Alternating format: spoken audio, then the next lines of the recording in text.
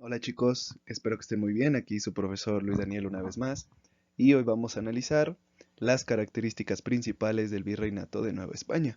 Este contenido corresponde a las páginas 189, 190 y 191 de su libro de texto. Vamos a empezar. Presentaremos primero una cronología básica, es decir, de los principales acontecimientos. Recordemos que solo lo vamos a analizar de forma somera e introductoria. En 1522, Hernán Cortés es nombrado capitán general de la Nueva España. ¿Eso qué quiere decir? Que Hernán Cortés, después de la conquista de México Tenochtitlán en 1521, es básicamente poseedor total de las riquezas y de los habitantes de los territorios conquistados durante su empresa. Por encima de él solo estaba el rey. Abajo de él estaba casi todo funcionario español que llegara y viniera a hacer algún tipo de trámite o función dentro de Nueva España.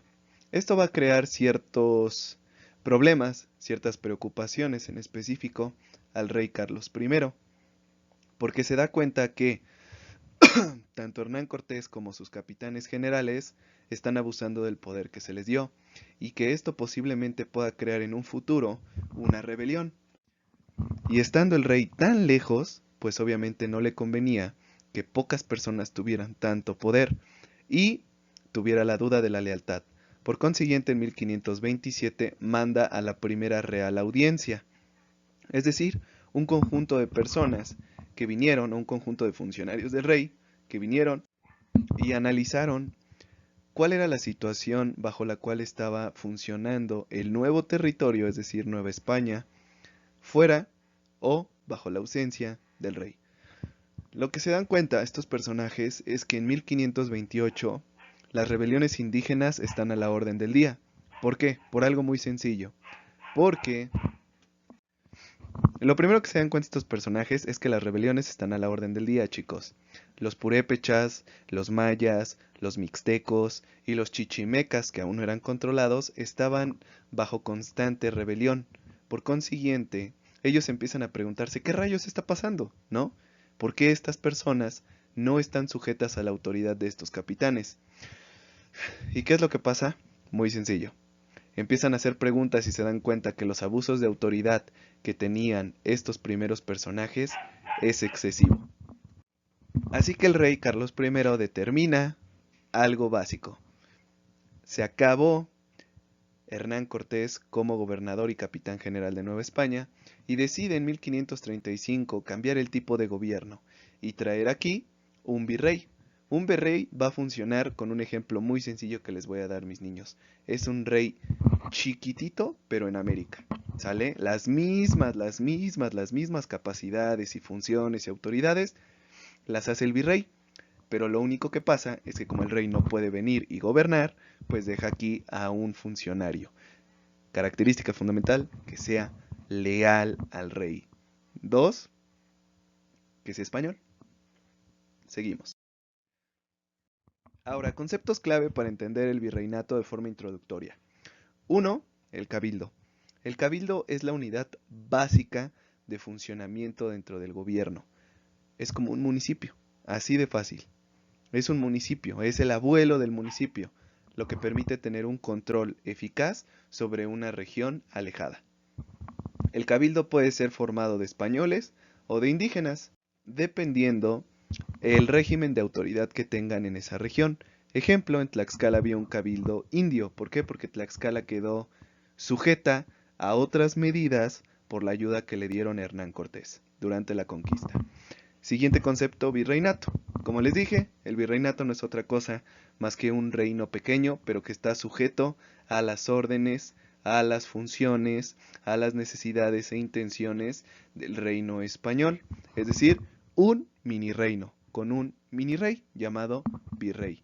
¿Qué características tenía el virrey? Tenía el control militar, el control político, el control social y el control religioso. Es decir, él determinaba quién llegaba, quién se iba. El siguiente concepto es pueblo de indios. Como les dije, en la Nueva España hay una división étnica, nosotros ya lo vimos a través de las castas, Pero no solo era para determinar tu estrato social, sino también para determinar los tipos de pueblo y los derechos que tenían. Ejemplo, Tlaxcala era un pueblo de indios, en donde sus derechos eran completamente diferentes a comparación con los derechos que tenían los pueblos mayas, purépechas, mixtecos, nahuas, etcétera, etcétera, etcétera. Ahora, audiencia. Como les dije, una audiencia es como actualmente lo mencionan los contadores y los economistas, como una auditoría. Es decir, vengo y veo tus libros de contabilidad, tu funcionamiento como una empresa, tu funcionamiento como una institución, la analizo y llevo un informe a la autoridad correspondiente. Eso era una audiencia, como unos, pues podríamos decirlo así, ¿no? Unos auditores. Ahora, un capitán. A diferencia del léxico que practicamos actualmente, el capitán era una denominación de alto rango dentro del ejército de los conquistadores, es decir, era lo más alto que podías llegar a ser. Ahí no había nada de generales, ni mariscales, ni coroneles, no. Aquí lo mayor era el capitán, el sargento, teniente y soldado. Ahora, las características centrales del virreinato. Uno, tiene una división étnica, tanto por las castas como por los pueblos. Es decir, las castas, recuerden, peninsular, mestizo, criollo, indígena y castas menores. Pero también en cuestión de la organización poblacional. Pueblo de indio, pueblo de españoles. Ejemplo, pueblos de indios, el ejemplo más claro, Tlaxcala. Pueblos de españoles, pues nuestra vecina Puebla. Recuerden que por eso se le llamó Puebla de Los Ángeles, porque fue construida única y exclusivamente para que habitaran españoles. Siguiente, imposición cultural. Aquí no hay nada de que voy a respetar tus normativas, tus tradiciones, tus costumbres. No, llegaron los españoles y nos impusieron tres cosas básicas: su lengua, su religión y sus tradiciones. Por eso se habla de una imposición cultural, porque no hay un sincretismo total.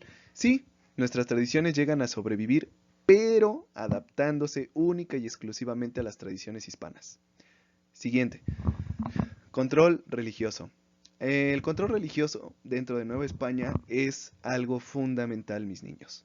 Nueva España no se pudo haber construido nunca sin los misioneros franciscanos, jesuitas, dominicos y carmelitos.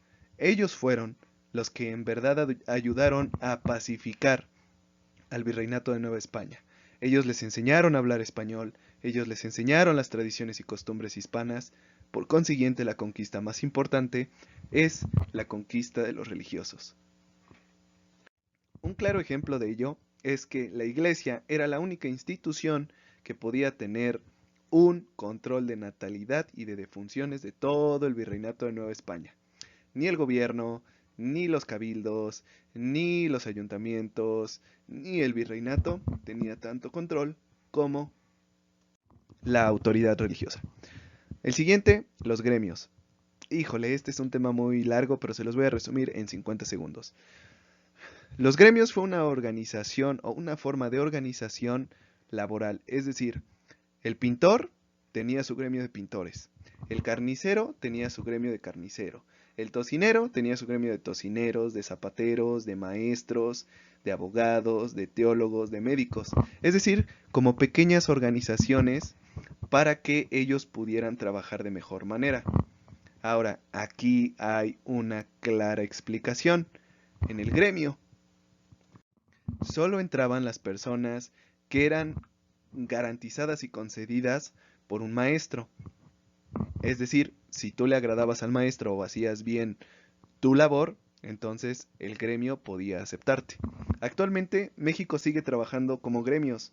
Los sindicatos, en vez de defender los derechos de los trabajadores e imponer reglas a través de la competencia para que entren los trabajadores a sus organizaciones, no es así. Porque, como es o funcionan todavía como gremios, el maestro debe aceptar a las nuevas generaciones. Y por último, el tributo. El tributo básicamente va a ser el impuesto con el que se va a pagar el habitar el territorio de Nueva España. Es decir, los indígenas pagaban tributo a Hernán Cortés o a su cacique o a su encomendero para poder habitar una región. ¿Cómo se pagaba el tributo? En especia, en un primer momento, es decir, en especia o trabajo. Por ejemplo, si producían maíz, le tenían que dar el 10% del maíz, o si, o si trabajaban, pues vendían por 2 o 3 meses su trabajo para poder pagar un tributo. El tributo no solo se lo pagaban al encomendero, al conquistador, al cabildo o al virrey, sino que también se pagaba al rey. Espero que les haya gustado el video del día de hoy, chicos. Recuerden, hay que hacer nuestra dinámica. Y la dinámica es muy sencilla. Ustedes me van a elaborar 3 preguntas. Contestar 3 preguntas. 1. ¿Cómo se muestra la división étnica en Nueva España? 2. ¿Por qué es una imposición cultural? Y 3. ¿Qué funciones tenía el virrey? Espero que les haya gustado el video. Cuídense, que les vaya muy bien. Los quiero. Hasta luego.